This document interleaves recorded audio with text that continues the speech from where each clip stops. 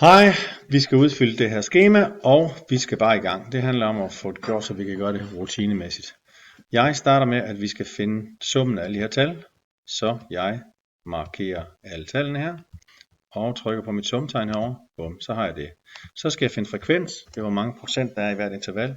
Det er den her, divideret med dem alle sammen, gange med 100, og så skal jeg lige sikre mig, at inden jeg kopierer ned, så skal jeg have dollartegn foran den her. Det har jeg nu. Sådan. Og så kan jeg trække ned. Der. Jeg tager lige og tager den her over. Sådan. Så skal jeg finde min frekvens her. Min summerede frekvens. Den første, det er den her. Den næste celle, der skal gøre det lidt anderledes. Der skal jeg sige den her plus den der. Og nu kan jeg tage den her celle og trække ned. Sådan der. Så skal jeg finde mit interval med et punkt. Det ligger mellem 65 og 70. Så det må være 67,5. Og her, så kan det være 72,5, fordi det er mellem 75 og 75.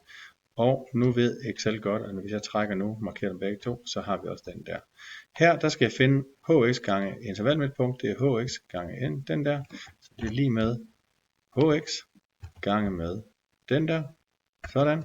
Og nu kan jeg trække dem alle sammen ned, så nu ved jeg, hvor meget alle de her, de vejer, hvis det er nogen, der vejer noget. Og så kan jeg tage en sum af det, fordi så ved jeg, hvad alle vejer til sammen, tager jeg summen af der. Og hvis jeg tager summen her, den sum her, og divideret med det tal her, så får jeg et gennemsnit. Og det kan jeg lige tage nogle decimaler af. Det gør jeg her. Sådan der. Sådan. Så sådan gør man altså det i en fart.